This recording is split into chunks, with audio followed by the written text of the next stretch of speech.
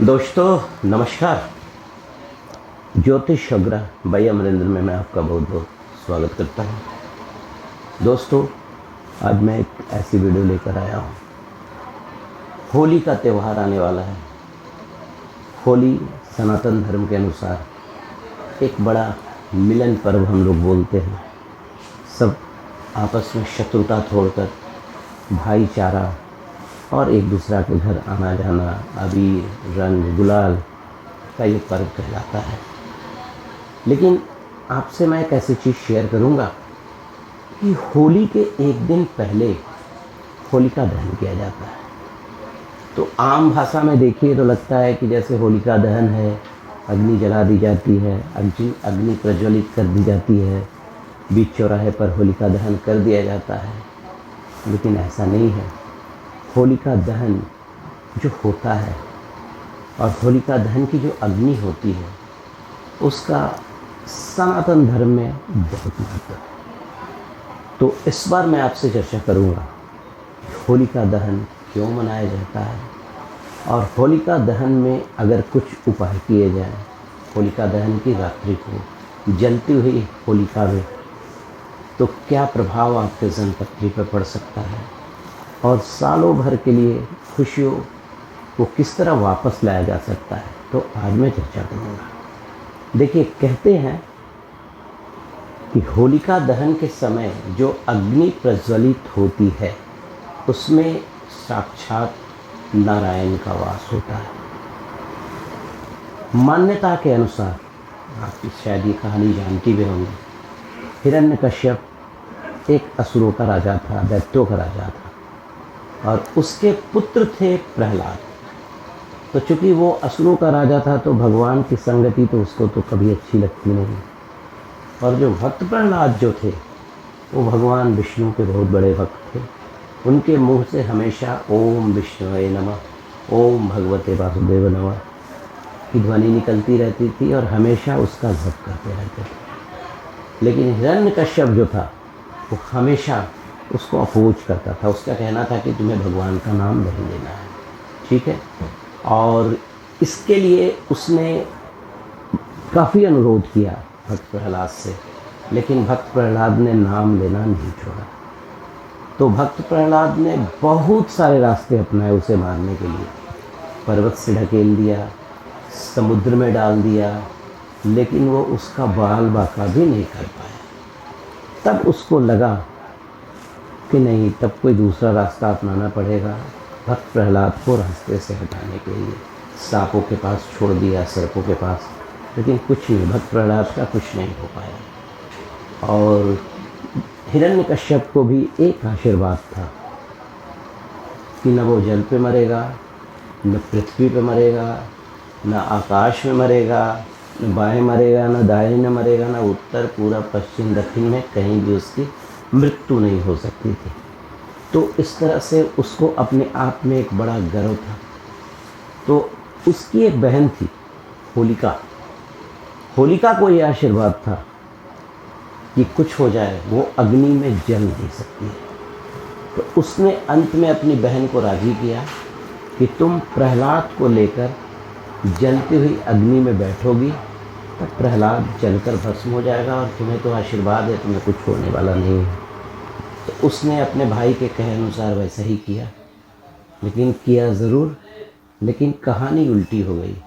नारायण की कृपा से, भगवत वासुदेव की कृपा से प्रहलाद साक्षात बचकर निकल गए, लेकिन होलिका भस्म हो गई।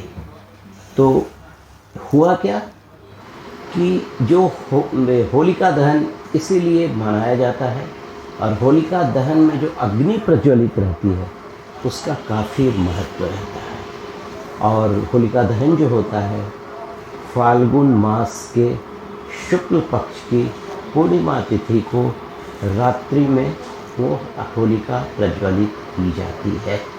तो इसलिए इस जो अग्नि होती है उसका बहुत महत्व होता है। लेकिन आज मैं जो चर्चा करने जा रहा हूँ कि होलिका दहन, ये तो कहानी हो गई। होलिका दहन में जो होलिका जलती है, जो अग्नि प्रज्वलित होती है, उसमें कुछ ऐसे उपाय हैं जो आपके सारे जन्मपत्री के दोषों के विकार को मिटा सकता है।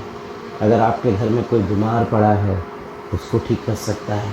उसके अलावा और भी किसी तरह की व्याधियाँ आपके जन्मपत्री में या आपके ऊपर है, कोई नेगेटिव एनर्जी है, तो अगर उस होलिका के जलते हुए में जो मैं आपसे नीचे चर्चा करूँगा अगर आप करते हैं तो आप समझ लीजिए कि सारे कष्टों से छुटकारा पा सकते हैं। तो आइए लेट ना करते हुए शुरू करते हैं। देखिए, सबसे पहले जिस दिन होलिका जल रही हो उस दिन आप क्या करेंगे, 2 लौंग लेंगे, 1 पान का पत्ता लेंगे, 1 बतासा लेंगे और इस पान के पत्ते में सबको मिलाकर उसे घी में डुबो देंगे और ये बोलते हुए कि हे विष्णुदेव, मेरी जो भी मनोकामनाएं हैं, जो भी मेरे कष्ट हैं उसको दूर करो। उसे प्रज्वलित जो होलिका हो अग्नि जल रही है उसमें डाल देंगे आप। और हर मेंबर के लिए, जैसे मान लिया आपके घर में 5 आदमी हैं तो 5 इस तरह की जो मतलब पान का जो बीड़ा बनाएंगे आप इस तरह से करेंगे कि नहीं कि एक ही आदमी एक ही बनाकर 5 आदमी के ऊपर कर देने। तो आइए आगे बढ़ते हैं। दूसरा, 1 नारियल ले लेंगे आप, 2 लौंग ले लेंगे, 1 जायफल ले लेंगे और पीला और काला थोड़ा सा सरसों और गुगल आप अपने सर पर से 11 बार उतार कर अपनी मनोकामनाओं को मानते हुए होलिका में डाल देंगे। तो ये इसको आप करके देखिए, आपके लिए बहुत फ़ायदेमंद होगा। उसके अलावा अगर आपके घर में कोई बीमार है तो यही क्रिया, 1 नारियल, 2 लौंग, 1 जायफल, पीला सरसों सिर से उतार कर गुगल के साथ आप उसे होलिका में डाल दें। रोगी के जो भी विकार होंगे, जो भी बीमार आदमी होगा उसके लिए ये बहुत लाभप्रद होगा। ठीक है। होलिका के दिन 1 आटे की गोली, 2 मुखी गोली दरवाजे पर जला कर छोड़ देंगे शाम के समय, और जब वो बुझ जाए फिर उसे ले जाकर होलिका में डाल देंगे। ठीक है। उसके बाद होलिका के पास अगर आप जा रहे हैं तो रात्रि में 1 दीपक, घी का दीपक लेंगे, उसमें 5 कपूर डालेंगे और उसे होलिका के सामने जलाएंगे और उसकी 5 परिक्रमा कर लेंगे। ठीक है।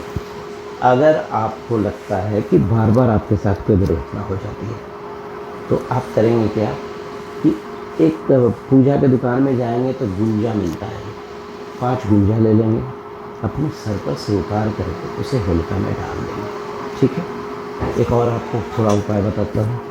अगर आपके घर में बहुत ज़्यादा परेशानियाँ आ रही हैं तो एक पुराना काला कपड़ा ले लेंगे और एक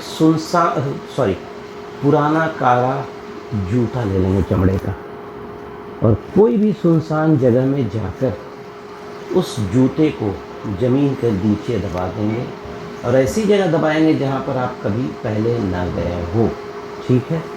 अब आइए, आपको लगता है कि आपके घर में जो छोटे छोटे बच्चे हैं उनका नेगेटिव ऑरा जो है हमेशा असर कर देता है, जिसको हम लोग नज़र लगना भी बोलते हैं। तो जो होलिका दहन के दिन जो राख होता है, जो अग्नि प्रज्वलित होने के बाद, उसमें थोड़ा डालकर बच्चे को पहना देंगे। अंत में होलिका का जो सबसे इम्पोर्टेंट पार्ट है वो मैं आपसे चर्चा कर रहा हूँ। आप होलिका दहन होने के बाद उसके राख को घर ले आएंगे, घर लाकर घर के हर कोने में छीटेंगे उसके बाद आपकी गाड़ी होगी, जितनी भी गाड़ियाँ हैं, थोड़ा सा पाउच बनाकर, मतलब एक पुड़िया में डालकर अपने गाड़ी में डाल देंगे। उसके अलावा पुड़िया का एक छोटा सा पाउच बनाकर आप अपने घर में भी सालों भर के लिए रखेंगे। अगले साल जब होलिका आएगा तो फिर उसे आप प्रवाहित कर देंगे। और अब आइए दूसरे दिन चूँकि होली पड़ेगी तो होली के दिन सुबह सुबह उस राख से आप रगड़कर शरीर में स्नान कर लेंगे तो आपके जन्मपत्री में जितने भी ग्रहों का विकार होगा उससे निजात पा लेंगे। और इतना करने के बाद जो राख आपके पास बच जाएगी, आप किसी भी स्वार्थ सिद्धि योग जिस दिन होगा उस दिन प्रवाहित कर देंगे। अब आइए थोड़ा सा चर्चा कर लेता हूँ कि होली के दिन आप क्या करेंगे। देखिए, होली के दिन आप भगवान हनुमान जी के मंदिर में एक चमेली के बेल का दीपक लाल सिंदूर के साथ या रोड़ी के साथ जरूर चढ़ाएंगे, जिसे हम लोग चोला भी बोलते हैं। ठीक है। उसके अलावा अपने घर के ईशान कोण को जरूर पूजा करेंगे। वहाँ पर आपका मंदिर हो या नहीं हो, लेकिन ईशान कोण की पूजा जरूर करेंगे। थोड़ा सा गुलाल जरूर चढ़ा देंगे और एक फूल चढ़ा देंगे। ठीक है।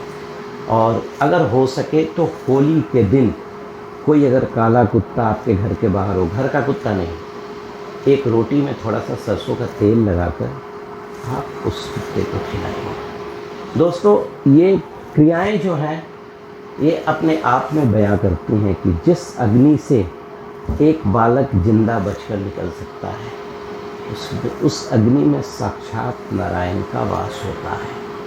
और होलिका के दिन एक काम आप जरूर करेंगे, जो होलिका की सारी क्रियाओं को करने के बाद होलिका की 21 परिक्रमा आप जरूर करेंगे और आपके मन में जो भी मन्नतें होंगी उसको मांगेंगे। तो दोस्तों, अगर आपको मेरा वीडियो अच्छा लगा तो लाइक कीजिएगा और सब्सक्राइब भी कीजिएगा और बेल आइकन दबाना मत भूलिएगा, कि सो दैट कि मैं कोई भी नया वीडियो डालूँ ये आप तक पहुँच सके। और मेरा यूट्यूब का जो लिंक है आपके यूट्यूब के चैनल पे दिया हुआ है, आप सब्सक्राइब भी कर सकते हैं। और जन्म पत्रिका के विश्लेषण के लिए आप मुझे याद भी कर सकते हैं, वास्तु के कंसल्टेशन के लिए भी याद मुझे कर सकते हैं। तो आप सभी को होली की बहुत बहुत शुभकामना। ज्योतिष और भाई अमरेंद्र की तरफ से धन्यवाद।